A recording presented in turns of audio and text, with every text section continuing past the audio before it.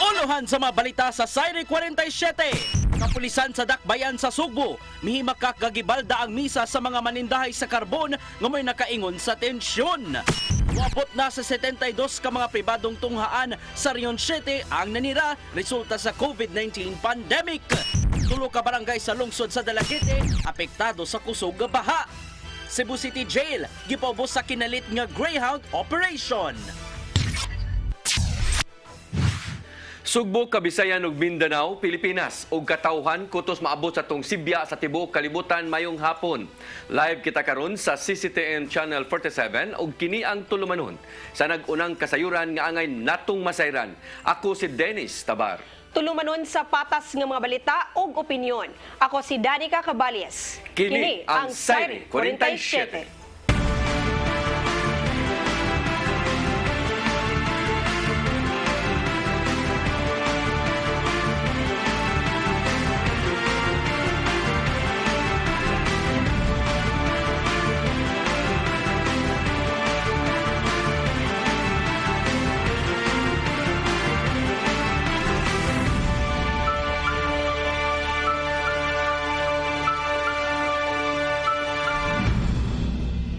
Og karon sa kumpletong detalye sa atong mga balita, kapulisan sa Dakbayan sa Sugbo hugot nga mihimakak nga gibalda sa mga kawani sa Cebu City Hall ang gilusad nga misa sa mga mibabag nga mga manindahay diha sa Carbon sa gilusad nga clearing operation. Maximum tolerance ipatuman gihapon sa kapulisan. Ang kasayuran ihatod ni Arnold Bustamante.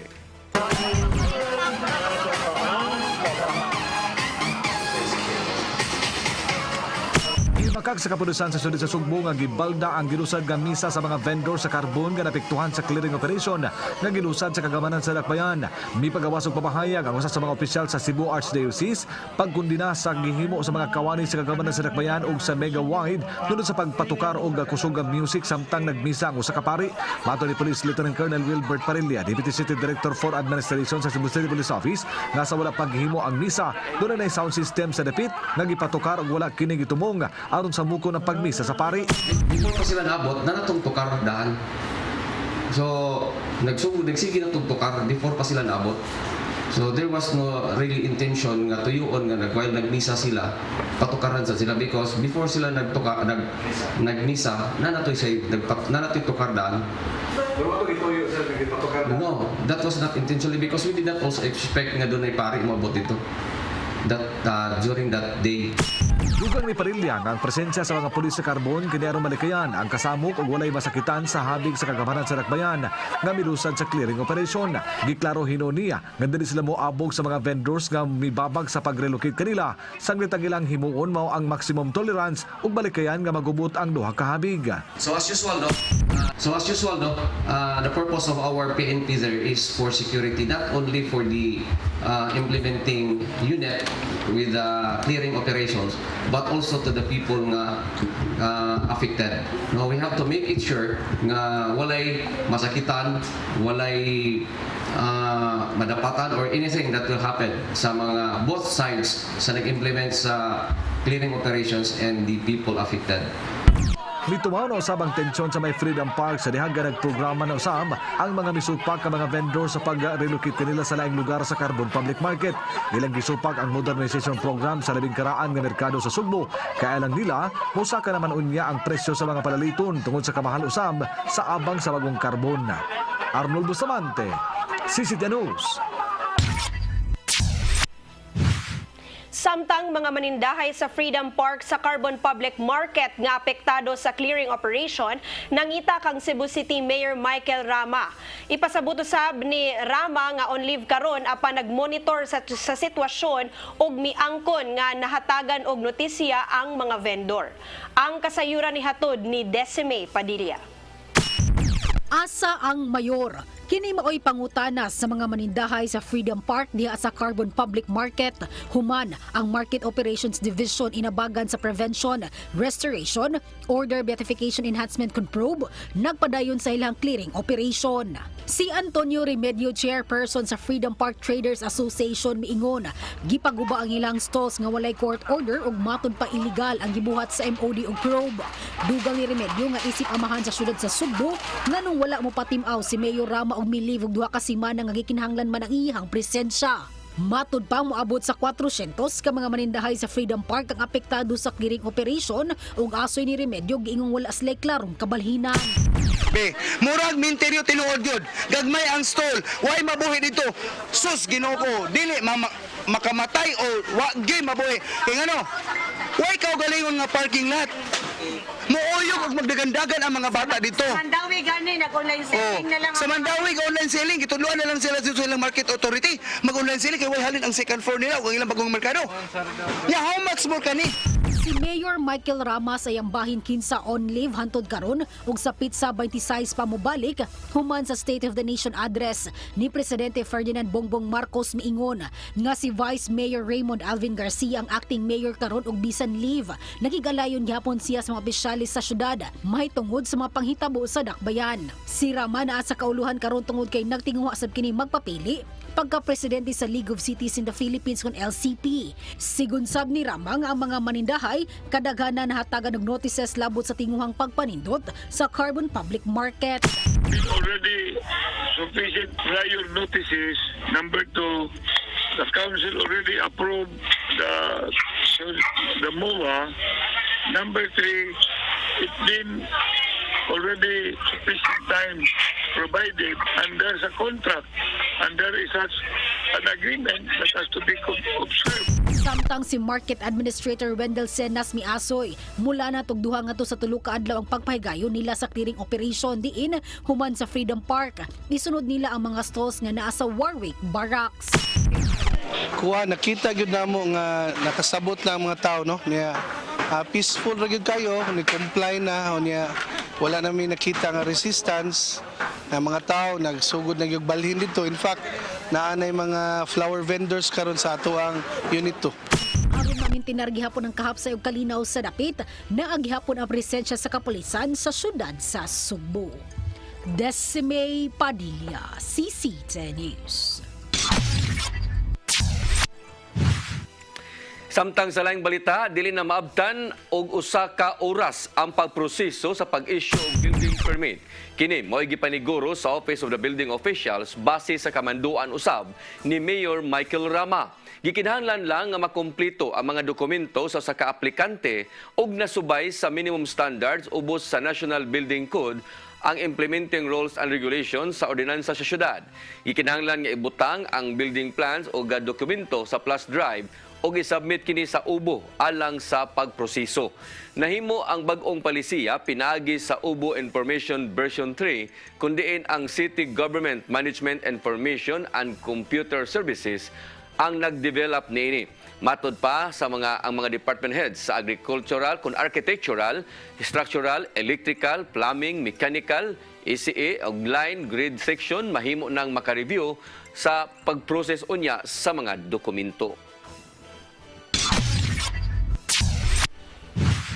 Moabot sa 384 ka mga household beneficiaries sa Pantawid Pamilyang Pilipinong Program kun 4Ps sa Central Visayas ang nakagraduar o natangtang na sa listahan karong tuiga.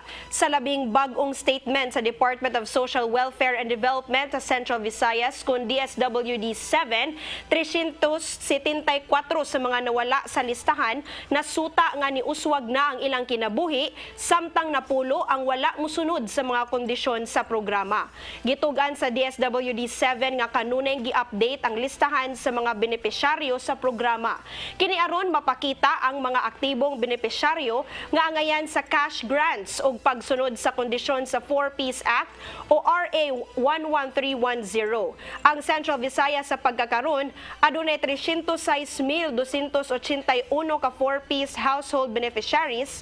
Sa laing bahin ang DSWD 7 niingon nga naka-identify sila sila og 17,639 ka inactive 4-piece beneficiaries.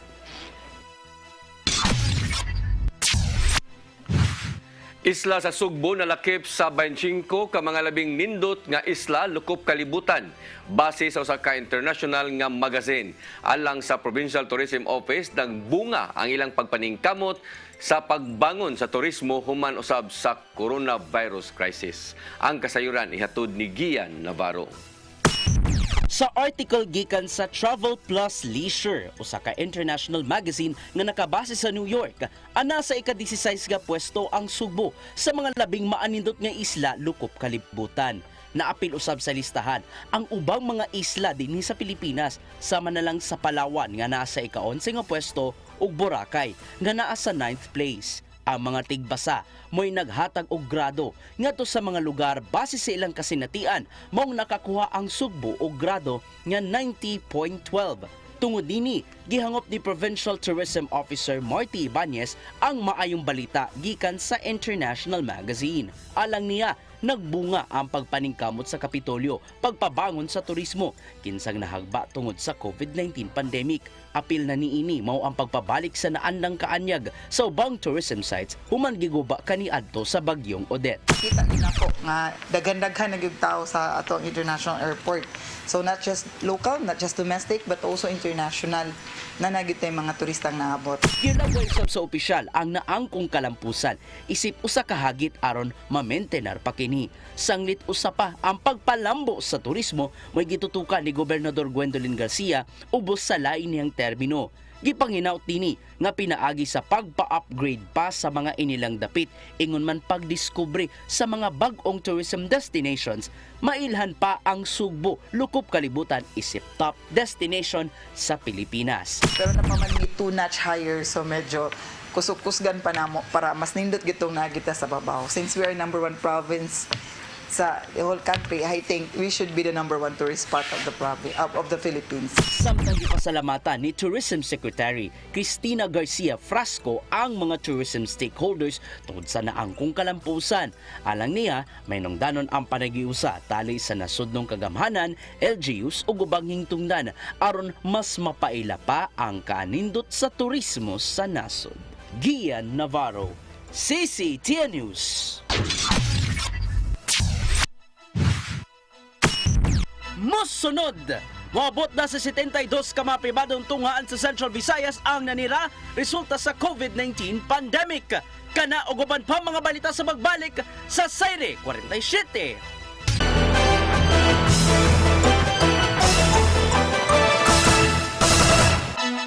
Balik sa atong mga balita, laumang madawat na sa dulan sa 600,000 ka mga tinun-an sa probinsya sa Sugbo ang libre nga mga school supplies gikan sa Kapitolyo karong sunod buwan.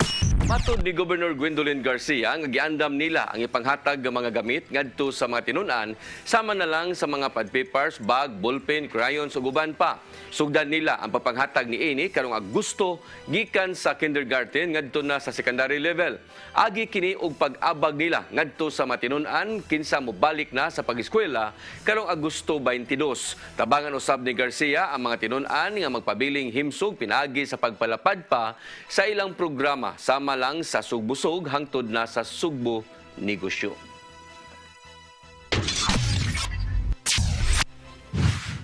Gi-turn over kagahapon sa Kaabag Mandawi ang 499 ka school bags nga ginama sa recycled tarpaulins nga gigamit sa miaging eleksyon ngadto sa tulo ka elementary school sa syudad sa Mandawi.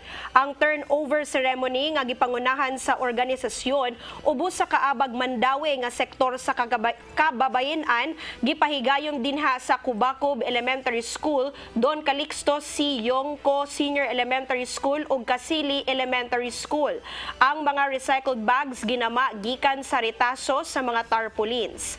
Ang tarps to school bags gilusad sa Kaabag Mandawi aron malimpyo ang syudad sa mga tarpaulins sa eleksyon ug makatabang sa mga nanginahanglan nga tinun-an. Samtang ang DepEd 7 andam na sa pagpatuman sa full-face nga face-to-face nga klase sa buwan sa Nobyembre. Kinihuman nga 92% na sa mga public schools dinhi sa Central Visayas ang nakapahigayon na sa limited nga face-to-face nga klase. Ang kasayuran ihatod ni Patch Anthony Inso. Ni padiyag silang kaandam ang Department of Education ko DepEd 7 sa pagpatuman sa full face-to-face classes nga magsugod na sa buwan sa Nobyembre karong tuiga. Kini mo'y gitugan ni Dr. Celestiano Jimenez, Regional Director sa DepEd 7. Suma ni Jimenez nga sa wala pa among kamanduan sa bagong DepEd Secretary nga si Vice President Sara Duterte Carpio. May kabat na sa 92% sa mga public schools din sa rehiyon ang nakapahigayon na sa limited face-to-face class. Malaumon usab si Jimenez nga sa pagsugod sa klase sa buwan sa Agosto, makapatuman na sab sa limited face-to-face class ang ubang mga tunghaan din sa Central Visayas. Ang uban, imbis nga mo implement na kuan naman, end naman ang school year. So mo nang 92% lagi nakaabot. But we are targeting that this coming school year, 2022-2023, Ma'am Hazel, 100% na gyud ang ato ang sugod sa limited face-to-face, and that is already an indication, transition nato para sa full face-to-face classes. Iyang konino ni Jimenez nga doon ay mga protocol nga ngayang usbon sa ilang ipatuman nga School Safety Assessment Tool kon ISAT aron hingpit nga mapatuman ang full face-to-face class. Kini sama na lang sa paglibka sa 1.5 meter apart nga requirement nga distansya sa matag estudyante sud sa classrooms. Magdaghan itong mga protocols sa pangbuhaton sa mga requirements, no, even the classroom setting and all kanang 1.5 meters apart sa ato ang limited face-to-face. So mao sa na itong gitanaw, actually both the public and private schools kaning 1.5 nga appeal sa ISAT. Kay kung dili ni lift, maglisod yun ta kay wa gyud tay mga classrooms nga magamit kay Hinon ko dili gyud kini malibkas giton na ni Jimenez ang pagpatuman sa shifting sa klase. Diin doon ay magklase sa buntag, hapon ug sa gabi. Patch Anthony Inso, CCTNews. DepEd 7 nakatala na og 72 ka mga private schools dinhi sa Central Visayas ang nanira sukad sa pagsugod sa COVID-19 pandemic niadtong 2020. Subay niini, ahensya padayon nga nakatala og pagtaas sa enrollment sa mga public schools. Ang kasayuran ni hatod pagbalik ni Patch Anthony Inso. Nakatala na ang Department of Education ko DepEd 7 og 72 ka mga pribadong tunghaan dinhi sa Central Visayas nga nanira sukad sa pagsugod sa pandemya nga dala sa COVID-19. Suma ni Dr. Celestiano Jimenez, Regional Director sa DepEd 7, nga doon ay makabat sa 1,019 ka mga private schools dinhi sa rehiyon. Apan ang uban na ang misira na subay sa pagpatuman sa modular o online nga klase. Mato ni Jimenez nga ang naguna nga rason sa pagsira sa maong mga tunghaan mao gumikan sa pagkunhod sa mga enrollees. Laing rason mo ang kapasidad sa maong mga tunghaan sa pagpatuman sa modular o online nga matang sa klase. So number one reason is enrollment. Enrollment, yes.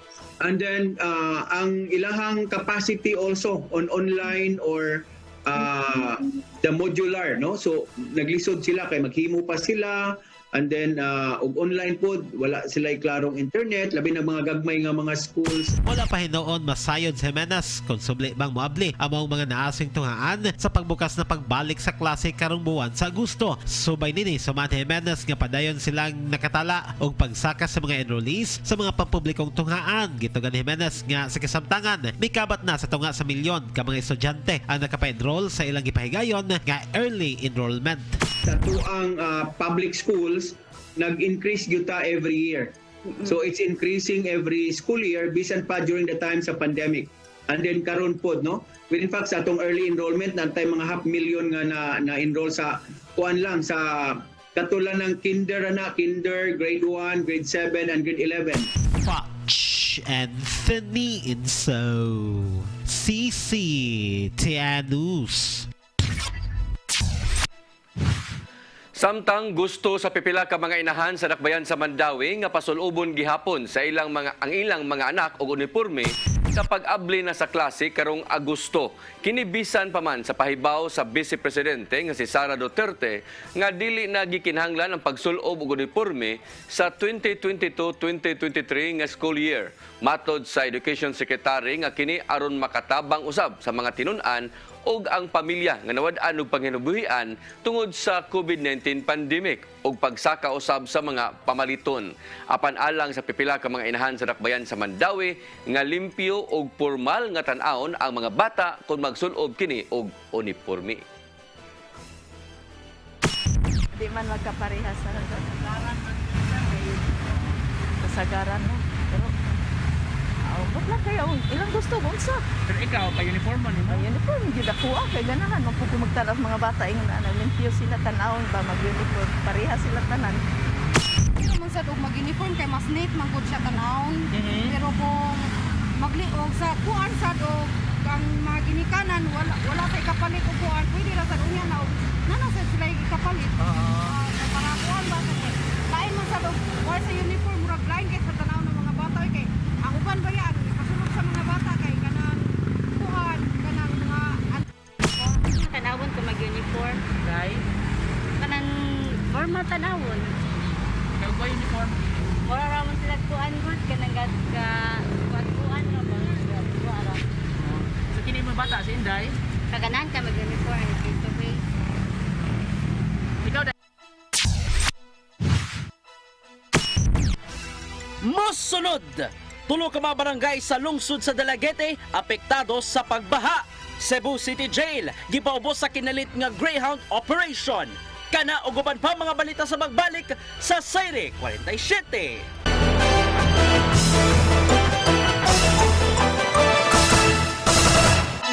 Balik sa ato mga balita, tulo ka mga barangay sa lungsod sa Dalaget ang apektado tungod sa kalit nga pagbaha da ang kusog nga pagbundak sa uwan.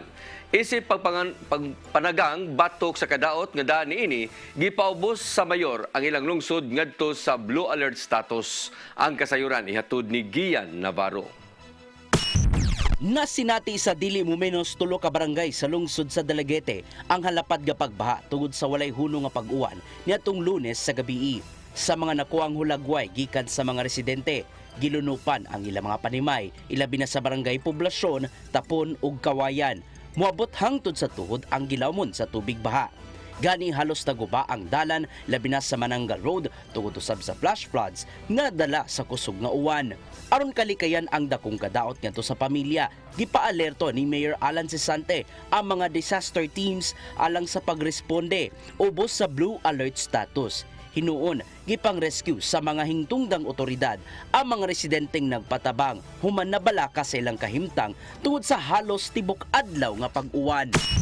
Ang kusog ra nga ulan, kusog ra ang baha, pagkabuntag ra yesterday kay ikan man kusog ang ulan sa bukid, niawas ang gamay diri pag-abot sa niawas ang suba diri sa lungsod na Dapit. Pero paghapon na sir katong mga around 5 to 7 nga kusog na ulan, diri ra to sa lungsod Dapit ang concentration sa ulan mo nang dili kayo siya kamay ra naapektahan. 8 ka mga tawo ug usa ka pamilya ang apektado sa flash floods ug walay usa ang naangol o nakalas.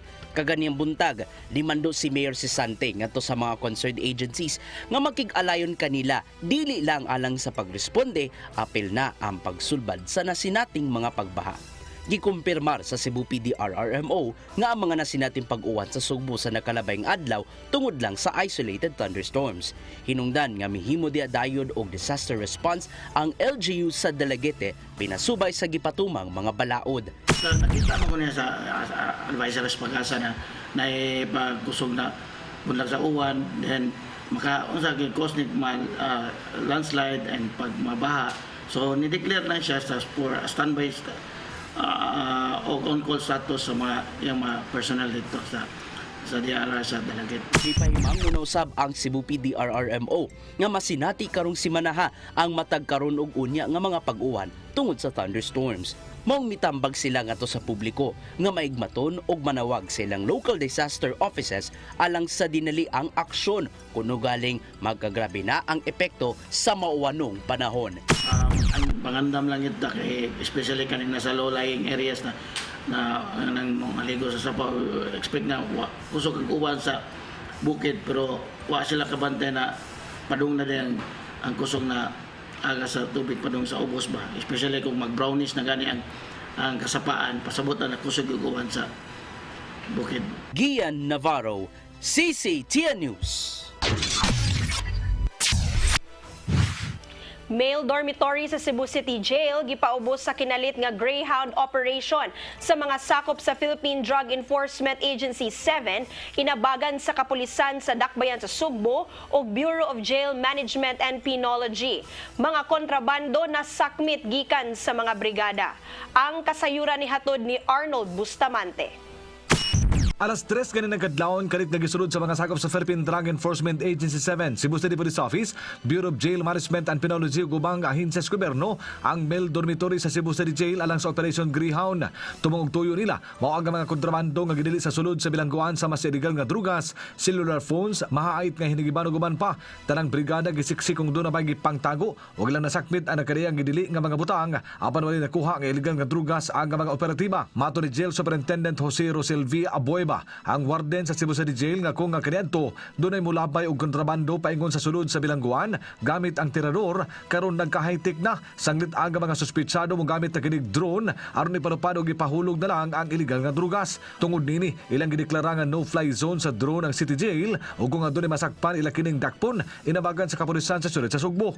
Mato ni Police Lieutenant Colonel Wilbert Parilla, Deputy City Director for Administration sa Cebu City Police Office, nga motabang sila sa pagmonitor sa vicinity sa City Jail aron mapakgan kini nga magpalupad og drone nga mopataban sa pinutos nga illegal nga drugas. Nagamit na gid sila og drone, not only in Cebu City but even in I was in Mandawi because that is under my jurisdiction sa Station 5 ang Mandawi City Jail. We received also the same report. So ingon ana gyapon magpalupad og drone unya mo tagak no og mga contrabands. So every time doon na sa sila matikdan na ang taga BGMP, they will always coordinate with the station concerned kung asa na bilong ang ilahang BGMP.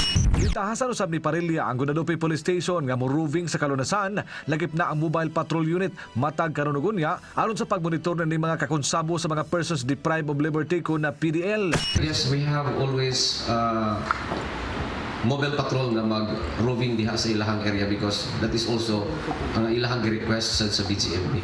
Pero naman nakasagaran sa mga dakop sa kapulisan sa sudod sa Sugbo, ilang itudlo ang nasa sulod sa City Jail ang kontak sa supply sa illegal nga drugas. Matag simana ang kapulisan ug ang BGMP magtagbo aron isgutan ang usay solusyon sa palayan nga illegal nga negosyo sa mga drug personalities nga nasa sulod sa bilangguan. Arnold Bustamante, CCTN News. Natanggong sa prisuhan ang usa ka lalaki human nakuhaan og linibo ka mga ecstasy tablets nga mokabat ngadto sa 6.7 milyones ka pesos. Atol sa hiniusang operasyon sa Philippine Drug Enforcement Agency o sa Bureau of Customs kagahapon, nadakpan si Lonel Garcia Padin sud sa iyang Pinoy-anan diya sa Barangay Pasil, Dakbayan sa Sugbo. Matod ni PDEA 7 Director Libay Ortez, mipahigayon sila og operasyon human nakadawat og report dito sa kauluhan kabahin sa giingong kargamento nga naabot gikan sa Netherlands diin ang sud niini mga party drugs. Nasignit sa mga operatiba ang dulan 3,000 ka mga ecstasy tablets nga nakaputos pa og gray nga plastic nga mukantidad ngadto sa kapin 2,000 pesos matag tablitas. Apan gihimug-atan sa dinakpan nga gisugo lang siya sa iyang mga kaila nga naasud sa bilangguan nga dawaton ang package gikan sa Netherlands. Kasong kalapasan sa Comprehensive Dangerous Act ang giatubang sa kaso kung atubang nga kaso sa maong dinakpan.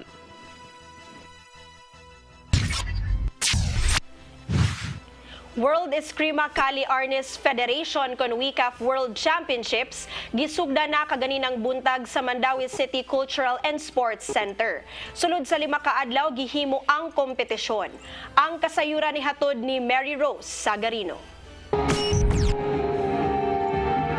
Giablihan kaganinang buntag ang World Championship sa World Eskrima Kali Arnis Federation kon WICAF sa Mandawi City Cultural and Sports Complex. Di mumino sa napu ka mga nasod ang magtigi sa World Championships. Naglakip sa India, Romania, Brazil, Germany, Netherlands, Portugal, Saudi Arabia, United States, South Korea ug Philippines. Aduna usab kompetisyon sa local team sa nagkadayang bahin sa nasod aron mahimong Team B sa Pilipinas alang sa World Championships. Unang gipahigayon kaganinang buntag ang sayaw o forms category. Usa sa mga nakipagtigi si Aliga Donley sa Philippine team.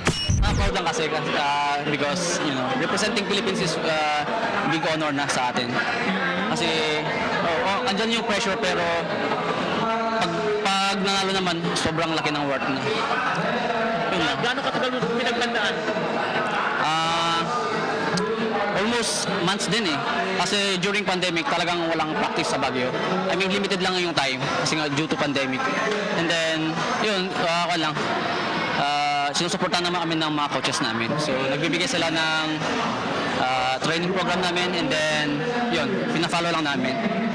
Pipila pa ka mga kategorya nga ipahigayon, mawang spear fighting, traditional single o double stick sparring o guban pa. Si Gerald Cañete, Executive Vice President sa PCAF o Chairman sa WECAF Organizing Committee niingon nga niadtong tuig 2020 paunta ipahigayon ang championships apan na-postpone tungod sa COVID-19 pandemic. Kung sa Tagalog pa nakakataba sa puso ba to see that these athletes are still there because that's one of the concern we have for PCAF is that due to the pandemic some of our local grassroots athletes might lose interest because there's no games, but I think we were proven that that's not the case. They were just waiting. Ang World Championships di katakdang magpadayon sud sa 5 ka adlaw. Mary Rosa Garino, CCTN News. Lamdag, uban ni Tatay Dodong Limchua. Dunay mga higayon nga mubati kita nga ang Ginoo nagpalayo kanato. Wala na mamati sa atong mga pagampo. Mabgid kini nga atong mahuna-huna kung kita mangayo sa Ginoo. Unya ang mga butang, wa gayud niya ikahatag kanato. Dili ba ingon man usab nini ang nasinati ni Jesus samtang nagampo siya dito sa hardin sa Getsemani? Iyang gipangayo samahan nga kuwaw ng iyang mga pag-antos apan wa gyud kini mahitabo. Gikinanglan nga mag-antos siya alang sa kaluwasan natong katawan. Apan si Jesus wala mabuhi siya mga pagsalig samahan. Kaya nasayod siya nga namati kaniya ang amahan o ang kabubuton samahan magbunga o kayuhan. Busa kung kita magampo tingali, dili nato makita ang kamot sa Ginoo nga muhatag sa atong gipangayo. Apan salig nga siya nagtinguha sa labing mayo alang kanimo. Maigsoon, mao kini ang atong lamdag karong adlaw. Daghang salamat. Shalom.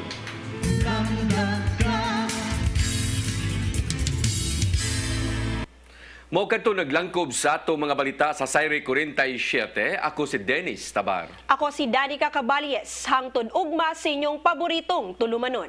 Sayre 47.